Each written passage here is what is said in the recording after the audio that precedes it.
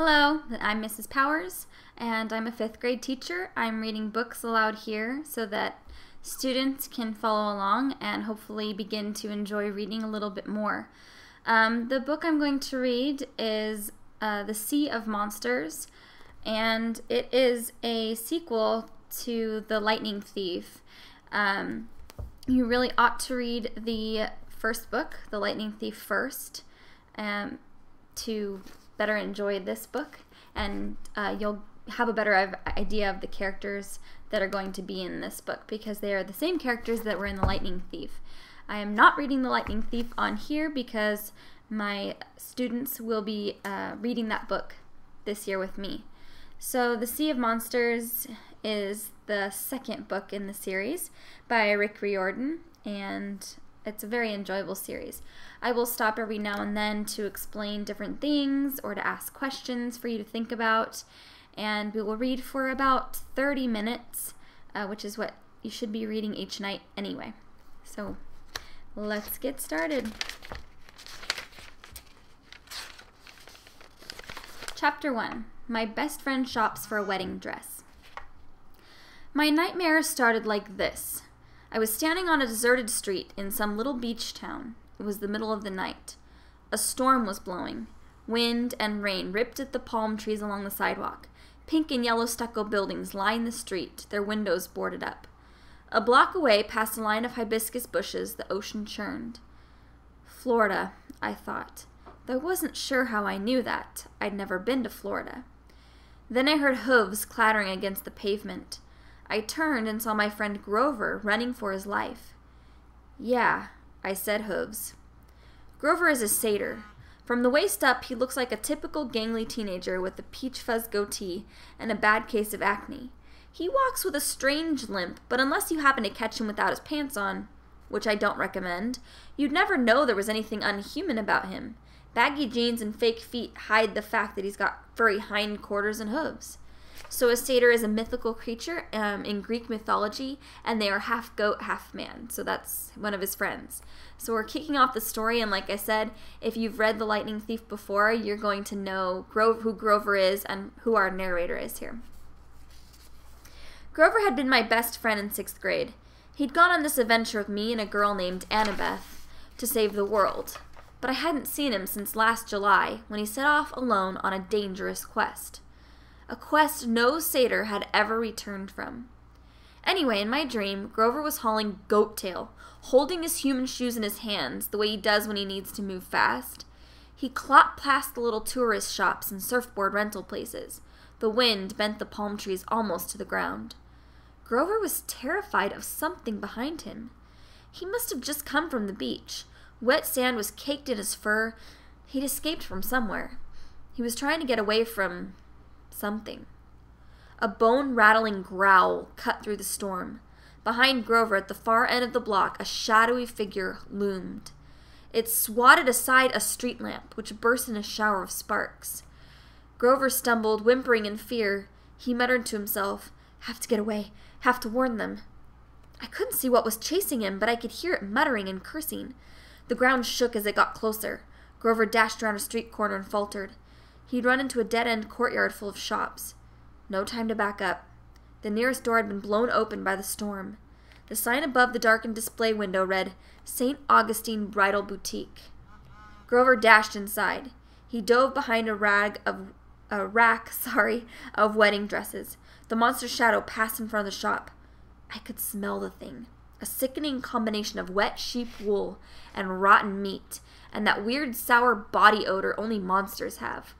Like a skunk that's been living off Mexican food.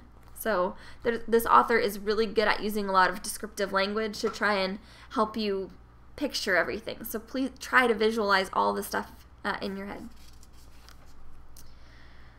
Grover trembled behind the wedding dresses. The monster's shadow passed on.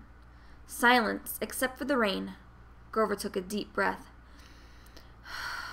Maybe the thing was gone. Then lightning flashed. The entire front of the store exploded, and a monstrous voice bellowed, "Mine!" I sat bolt upright, shivering in my bed. There was no storm, no monster, Morning sunlight filtered through my bedroom window. I thought I saw a shadow flicker across the glass, a human-like shape.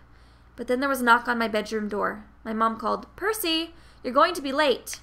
And the shadow at the window disappeared. It must have been my imagination. A fifth-story window with a rickety old fire escape. There couldn't have been anyone out there. "Come on, dear," my mother called again. "Last day of school. You should be excited. You've almost made it." "Coming," I managed. I felt under my pillow, my fingers closing reassuringly around the ballpoint pen I always slept with. So, what is the ballpoint pen again? If you've read book 1, you should know. I brought it out, studied the ancient Greek writing engraved on the side. Anaklusmos, riptide. I thought about uncapping it, but something held me back. I hadn't used riptide for so long. Besides, my mom had made me promise not to use deadly weapons in the apartment after I'd swung a javelin the wrong way and taken out her china cabinet. I put Anaklusmos on my nightstand and dragged myself out of bed. I got dressed as quickly as I could. I tried not to think about my nightmare or monsters or the shadow at my window. Have to get away. Have to warn them. What had Grover meant? I made a 3-fingered claw over my heart and pushed outward, an ancient gesture Grover had once taught me for warding off evil. The dream couldn't have been real. Last day of school. My mom was right. I should have been excited. For the first time in my life, I'd almost made it an entire year without getting expelled. No weird accidents, no fights in the classroom, no teachers turning into monsters and trying to kill me with poisoned cafeteria food or exploding homework. Tomorrow I'd be on my way to my favorite place in the world, Camp Half-Blood. Only one more day to go. Surely even I couldn't mess that up. As usual, I didn't have a clue how wrong I was. So the author is using what we call foreshadowing. That means he's giving you some information that tells you something is going to happen. It's coming. He's preparing you. My mom made blue waffles and blue eggs for breakfast. She's funny that way, celebrating special occasions with blue food. I think it's her way of saying anything is possible. Percy can pass 7th grade. Waffles can be blue. Little miracles like that. I ate at the kitchen table while my mom washed dishes. She was dressed in her work uniform, a starry blue skirt and a red and white striped blouse she wore to sell candy at Sweet on America. Her long brown hair was pulled back in a ponytail. The waffles tasted great, but I guess I wasn't digging in like I usually do. My mom looked over and frowned. "Percy, are you all right?" "Yeah, fine." But she could always tell when something was bothering me. She dried her hands and sat down across from me. "School? Or—" She didn't need to finish. I knew what she was asking. "I think Grover's in trouble," I said, and I told her about my dream. She pursed her lips. We didn't talk much about the other part of my life. We tried to live as normally as possible, but my mom knew all about Grover. "I wouldn't be too worried, dear," she said. "Grover's a big satyr now. If there were a problem, I'm sure he would have heard from camp." Her shoulders tensed as she said the word camp. "What is it?" I asked. "Nothing," she said. "I'll tell you what. This afternoon we'll celebrate the end of school.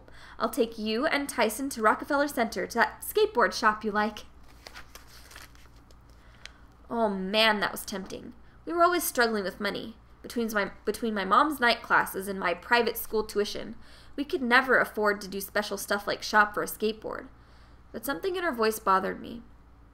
"Wait a minute," I said. "I thought we were packing me for camp tonight." She twisted her dish rag. Dear, about that. I got a message from Chiron last night." My heart sank. Chiron was the activities director at Camp Half-Blood. He wouldn't contact us unless something serious was going on. "What did he say?" "He thinks it might not be safe for you to come to camp just yet. We might have to postpone." And postpone means to, put it off until a later time. "Postpone? Mom, how could it not be safe? I'm a half-blood. It's like the only place on Earth for me." Usually, dear, but with the problems they're having..." "What problems?" "Percy, I'm very, very sorry. I was hoping to talk to you about it this afternoon. I can't explain it all now. I'm not even sure Chiron can.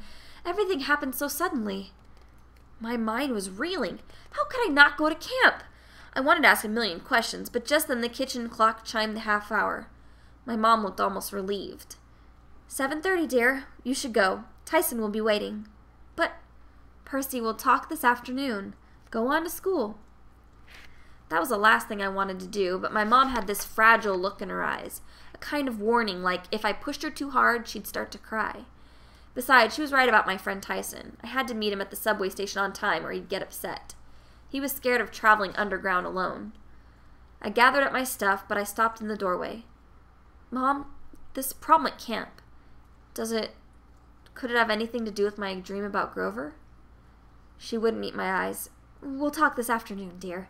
I'll explain as much as I can. Reluctantly, I told her goodbye. I jogged downstairs to catch the number 2 train. I didn't know it at the time, but my mom and I would never get to have our afternoon talk. In fact, I wouldn't be seeing home for a long, long time. As I stepped outside, I glanced at the brownstone building across the street. Just for a second, I saw a dark shape in the morning sunlight, a human silhouette against the brick wall, a shadow that belonged to no one. Then it rippled and vanished. A silhouette means like the outline of a person. So let's make some predictions. What do you think is going to happen? Why is he not going to get to see his mom for a while?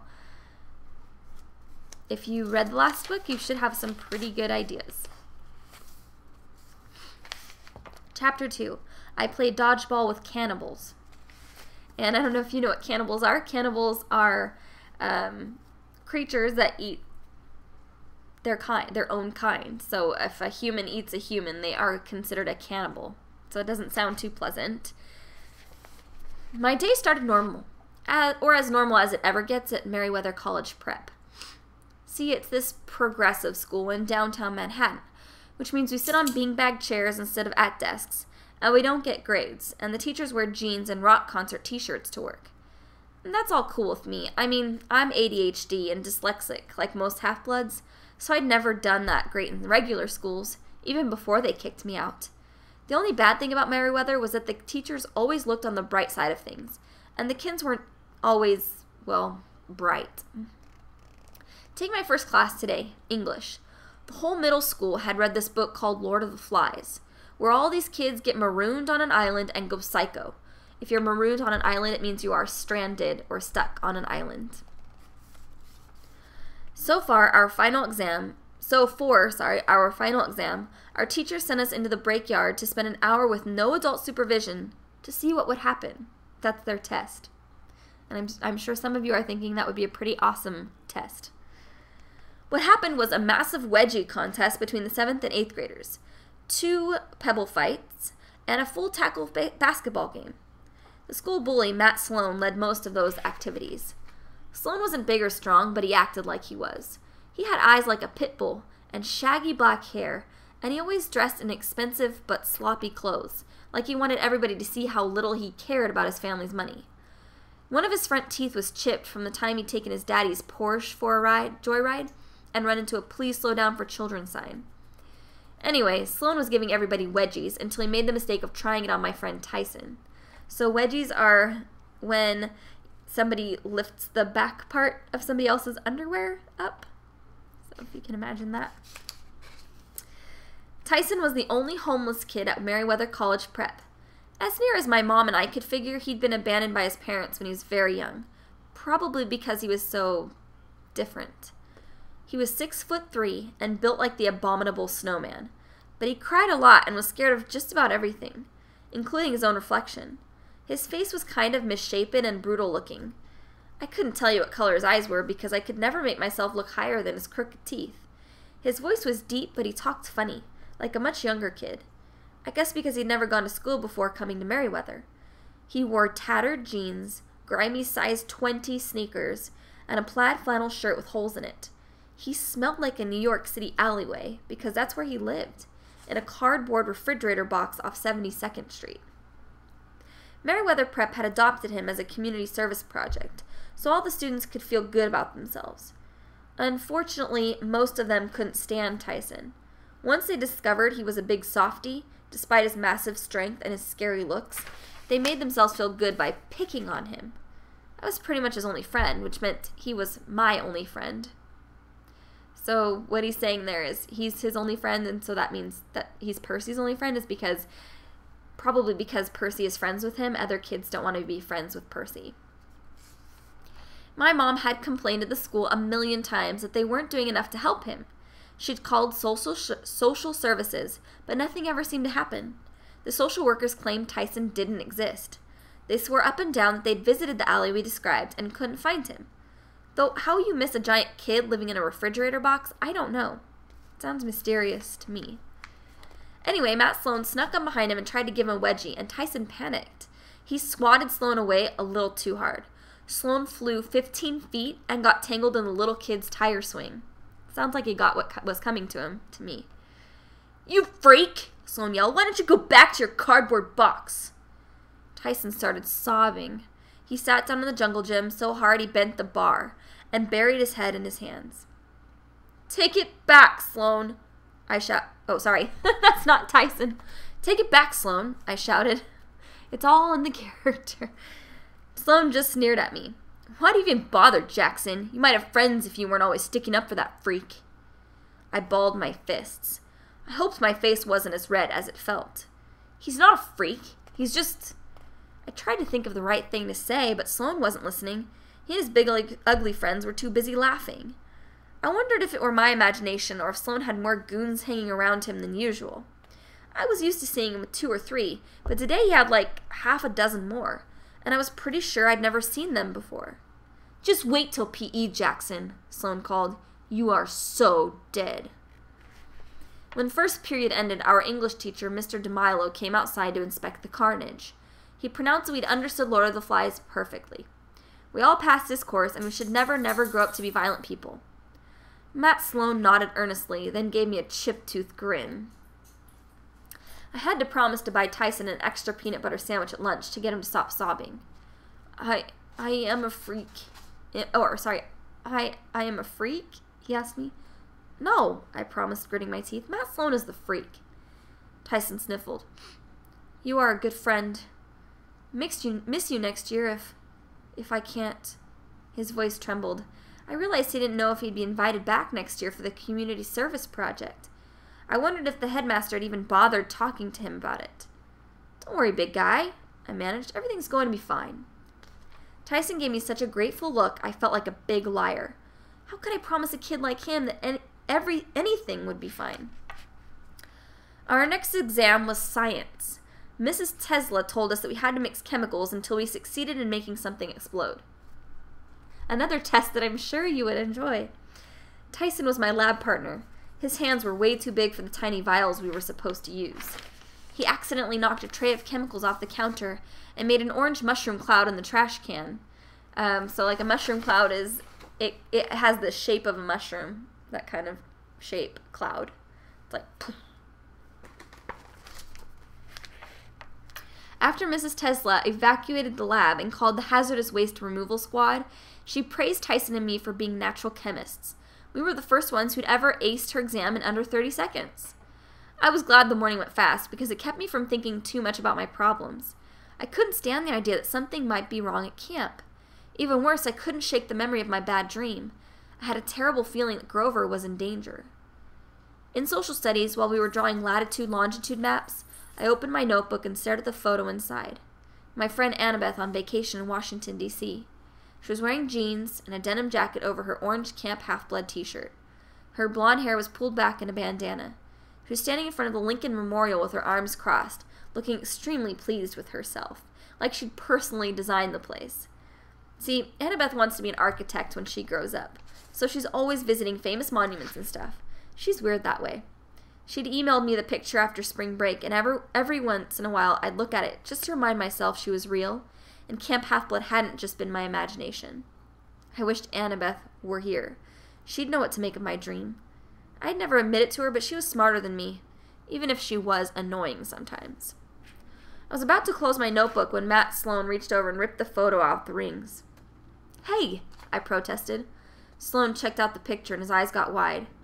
"No way, Jackson. Who's that? She's not your... Give it back!" My ears felt hot. So what does that tell you about how he's feeling right now if his ears feel hot? probably a little bit maybe embarrassed. Blushing. He's probably blushing. Sloan handed the photo to his ugly buddies, who snickered and started ripping it up to make spitwads. They were new kids who must have been visiting because they were all wearing those stupid "Hi, my name is" tags from the admissions office. They must have had a weird sense of humor, too, because they'd all filled in strange names like Marrow Sucker, Skull Eater, and Joe Bob. No human beings had names like that. "These guys are moving here next year," Sloan bragged, like that was supposed to scare me. "I bet they can pay the tuition, too, unlike your retard friend." "He's not retarded." I had to try really, really hard not to punch Sloan in the face. "You're such a loser, Jackson. Good thing I'm going to put you out of your misery next period." His huge buddies chewed up my photo. I wanted to pulverize them, but I was under strict orders from Chiron never to take my anger out on regular mortals, no matter how obnoxious they were. Obnoxious just means, like, annoying. I had to save my fighting for monsters. Still, part of me thought, if Sloan only knew who I really was. The bell rang. As Tyson and I were leaving class, a girl's voice whispered, "Percy." I looked around the locker area, but nobody was paying me any attention. Like any girl at Merryweather would ever be caught dead calling my name. Before I had time to consider whether or not I'd been imagining things, a crowd of kids rushed for the gym, carrying Tyson and me along with them. It was time for PE. Our coach had promised us a free-for-all dodgeball game, and Matt Sloan had promised to kill me. The gym uniform at Merryweather is sky blue shorts and tie-dyed t-shirts. Fortunately, we did most of our athletic stuff inside, so we didn't have to jog through Tribeca looking like a bunch of boot camp hippie children. I changed as quickly as I could in the locker room because I didn't want to deal with Sloan. I was about to leave when Tyson called, "Percy?" He hadn't changed yet. He was standing by the weight room door, clutching his gym clothes.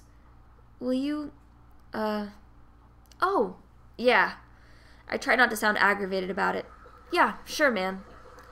Tyson ducked inside the weight room. I stood guard outside the door while he changed. I felt kind of awkward doing this, but he asked me to most days. I think it's because he's completely hairy and he's got weird scars on his back that I've never had the courage to ask him about. Anyway, I learned the hard way that if people teased Tyson while he was dressing out, he'd get upset and start He'd get upset and start ripping the doors off lockers. When we got into the gym, Coach Nunley was sitting at his little desk reading Sports Illustrated. Nunley was about 1,000,000 years old, with bifocals and no teeth and a greasy wave of gray hair. Bifocals are those little, like, glasses. They're like the little half glasses. He reminded me of the Oracle at Camp Half-Blood, which was a shriveled up mummy. Except Coach Nunley moved a lot less and he never billowed green smoke. Well, at least not that I'd observed. Matt Sloan said, "Coach, can I be captain?" "Eh?" Coach Nunley looked up from his magazine. "Yeah," he mumbled. Sloan grinned and took charge of the picking. He made me the other team's captain, but it didn't matter who I picked because all the jocks and the popular kids moved over to Sloan's side. So did the big group of visitors. On my side, I had Tyson, Corey Baylor, the computer geek, Raj Mandali, the calculus whiz, and half-dozen other kids who always got harassed by Sloan and his gang. Normally, I would have been okay with just Tyson. He was worth half a team all by himself. But the visitors on Sloan's team were almost as tall and strong-looking as Tyson, and there were 6 of them. Matt Sloan spilled a cage full of balls in the middle of the gym. "Scared," Tyson mumbled. "Smell funny."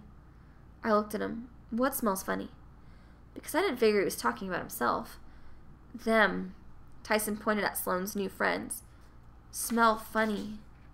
The visitors were cracking their knuckles, eyeing us like it was slaughter time. I couldn't help wondering where they were from. Someplace where they fed kids raw meat and beat them with sticks. Sloan blew the coach's whistle, meaning they're tough. In other words, must be very tough. Sloan blew the coach's whistle and the game began. Sloan's team ran for the center line. On my side, Raj Mandali yelled something in Urdu, probably "I have to go potty," and ran for the exit. Corey Baylor tried to crawl behind the wall mat and hide. The rest of my team did their best to cower in fear and not look like targets. "Tyson," I said, "let's go." A ball slammed into my gut. I sat down hard in the middle of the gym floor. The other team exploded in laughter. My eyesight was fuzzy. I felt like I'd just gotten the Heimlich maneuver from a gorilla. I couldn't believe anybody could throw that hard. The Heimlich maneuver is what they do to try if you're choking on something, where they push up. And so he feels like a gorilla just basically punched him in the gut. Tyson yelled, "Percy, duck!" I rolled as another dodgeball whistled past my ear at the speed of sound. Whoom! It hit the wall mat and Corey Baylor yelped. "Hey!" I yelled at Sloane's team. "You could kill somebody!" The visitor named Joe Bob grinned at me evilly. Somehow he looked a lot bigger now, even taller than Tyson. His biceps, that's this muscle right here, bulged beneath his t-shirt. "I hope so, Perseus Jackson. I hope so." The way he said my name sent a chill down my back. Nobody called me Perseus, except those who knew my true identity, friends and enemies. What had Tyson said? They smell funny? Monsters. All around Matt Sloan, the visitors were growing in size. They were no longer kids. They were 8-foot-tall giants with wild eyes, pointy teeth, and hairy arms tattooed with snakes and hula women and Valentine hearts. Matt Sloan dropped his ball. "Whoa, you're not from Detroit. Who—" The other kids on his team started screaming and backing toward the exit, but the giant named Marrowsucker threw a ball with deadly accuracy. It streaked past Raj Mandali just as he was about to leave and hit the door, slamming it shut like magic. Raj and some of the other kids banged on it desperately, but it wouldn't budge. "Let them go," I yelled at the giants. The one called Joe Bob growled at me. He had a tattoo on his biceps that said, "JB loves baby cakes." And lose our tasty morsels? No, son of the sea god. We Lestrygonians aren't just playing for your death. We want lunch. He waved his hand and a new batch of dodgeballs appeared in the center line. But these balls weren't made of red rubber. They were bronze, the size of cannonballs, perforated like wiffle balls with fire bubbling out the holes. Perforated means there's holes in them. They must have been searing hot, but the giants picked them up with their bare hands. "Coach!" I yelled. Nunley looked up sleepily, but if he saw anything abnormal about the dodgeball game, he didn't let on. That's the problem with mortals. A magical force called the Mist obscures the true appearance of monsters and gods from their vision. So mortals tend to see only what they can understand. Maybe the coach saw a few 8th graders pounding the younger kids like usual. Maybe the other kids saw Matt Sloan's thugs getting ready to toss Molotov cocktails around. It wouldn't have been the first time. A Molotov cocktail is like a homemade bomb, sort of, made out in a bottle. At any rate, I was pretty sure nobody else realized we were dealing with genuine man-eating bloodthirsty monsters. "Yeah, Coach muttered, "Play nice." And he went back to his magazine. The giant named Skull Eater threw his ball. I dove aside as the fiery bronze comet sailed past my shoulder. "Corey!" I screamed. Tyson pulled him out from behind the exercise mat just as the ball exploded against it, blasting the mat to smoking shreds. "Run!" I told my teammates. "The other exit!" They ran for the locker room, but with another wave of Joe Bob's hand, the door also slammed shut. "No one leaves unless you're out," Joe Bob roared, "and you're not out until we eat you." He launched his own fireball. My teammates scattered as it blasted a crater in the gym floor. I reached for Riptide, which I always kept in my pocket, but then I realized I was wearing gym shorts. I had no pockets. Riptide was tucked in my jeans inside my gym locker, and the locker room door was sealed. I was completely defenseless. Another fireball came streaking toward me. Tyson pushed me out of the way, but the explosion still blew me head over heels. I found myself sprawled on the gym floor, dazed from smoke, my tie-dyed t-shirt peppered with sizzling holes. Just across the center line, 2 hungry giants were glaring down at me. "Flesh," they bellowed. "Hero flesh for lunch." They both took aim. "Percy needs help," Tyson yelled, and he jumped in front of me just as they threw their balls. "Tyson!" I screamed, but it was too late. Both balls slammed into him. No, he'd caught them. Somehow Tyson, who was so clumsy he knocked over lab equipment and broke playground structures on a regular basis, had caught 2 fiery metal balls speeding toward him at a zillion miles an hour. He sent them hurtling back toward their surprised owners, who screamed, "Bad!" as their bronze spheres exploded against their chests. The giants disintegrated in twin columns of flame. A sure sign they were monsters all right. Monsters don't die. They just dissipate into smoke and dust, which saves heroes a lot of trouble cleaning up after a fight.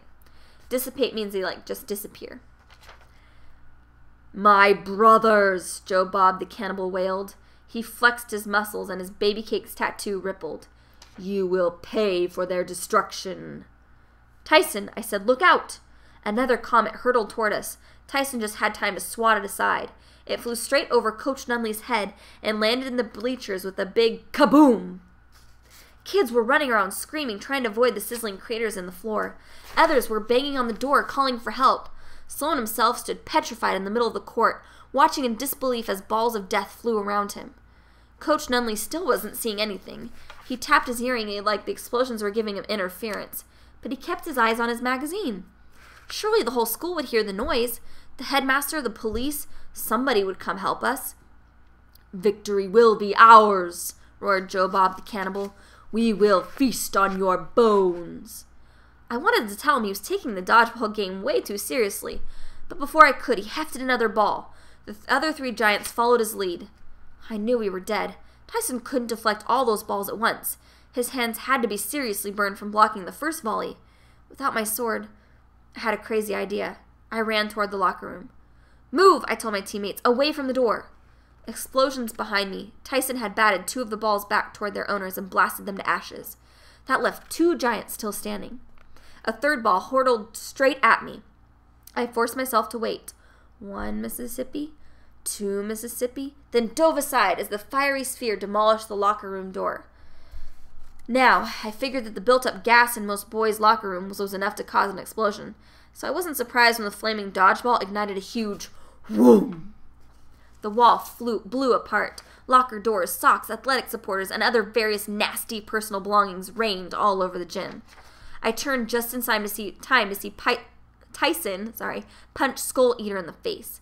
The giant crumpled, but the last giant, Joe Bob, had wisely held on to his own ball, waiting for an opportunity. He threw just as Tyson was turning to face him. No! I yelled. The ball caught Tyson square in the chest. He slid the length of the court and slammed into the back wall, which cracked and partially crumbled on top of him, making a hole right onto Church Street. I didn't see how Tyson could still be alive, but he only looked dazed. The bronze ball was smoking at his feet. Tyson tried to pick it up, but he fell back, stunned into a pile of cinder blocks. Well, Joe Bob gloated, I'm the last one standing. I'll have enough meat to bring baby cakes a doggy bag. He picked up another ball and aimed it at Tyson. Stop, I yelled. It's me you want. The giant grinned. You wish to die first, young hero? I had to do something. Riptide had to be around here somewhere. Then I spotted my jeans in a smoking heap of clothes right by the giant's feet. If I could only get there. I knew it was hopeless, but I charged. The giant laughed. My lunch approaches. He raised his arm to throw. I braced myself to die. Suddenly, the giant's body went rigid. His expression changed from gloating to surprise. Right where his belly button should have been, his t-shirt ripped open and he grew something like a horn. No, not a horn. The glowing tip of a blade. In other words, he's looking at the giant and the blade is coming out, sticking out of him. And Percy just sees it appear and the giant's suddenly surprised, that has happened. The ball dropped out of his hand. The monster stared down at the knife that had just run him through from behind. He muttered, ow, and burst into a cloud of green flame, which I figured was going to make Baby Cakes pretty upset. Standing in the smoke was my friend Annabeth. Her face was grimy and scratched. She had a ragged backpack slung over her shoulder, her baseball cap tucked in her pocket, a bronze knife in her hands, and a wild look in her storm gray eyes, like she'd just been chased 1,000 miles by ghosts. Matt Sloan, who'd been standing there dumbfounded the whole time, finally came to his senses. He blinked at Annabeth as if he dimly recognized her from my notebook picture. That's the girl. Annabeth punched him in the nose and knocked him flat. And you, she told him, lay off, my friend. The gym was in flames. Kids were still running around screaming. I heard sirens wailing and I garbled a voice over the intercom. Through the glass windows of the exit doors, I could see the headmaster, Mr. Bonsai, wrestling with the lock, a crowd of teachers piling up behind him. Annabeth? I stammered. How long have you? Pretty much all morning.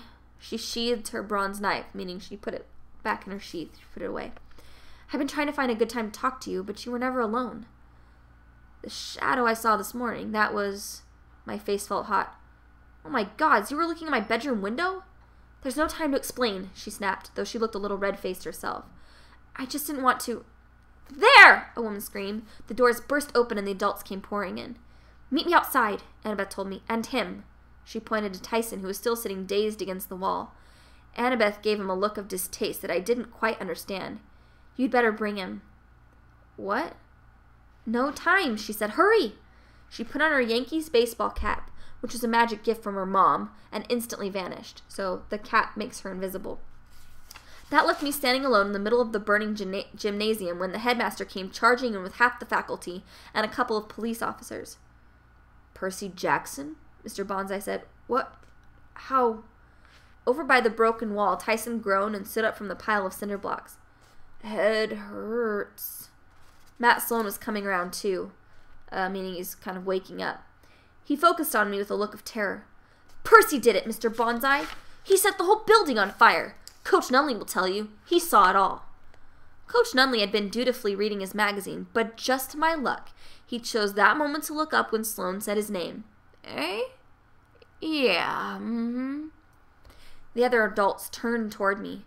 I knew they would never believe me, even if I could tell them the truth. I grabbed Riptide out of my ruined jeans, told Tyson, come on, and jumped through the gaping hole in the side of the building. So, pretty exciting stuff for the very first few chapters, and it's only going to get more exciting from there, I'm guessing. So, make predictions as to who Tyson is. Why is he so strong? And we'll begin next time with Chapter 3. We hail the taxi of eternal torment. Thanks for listening. Bye.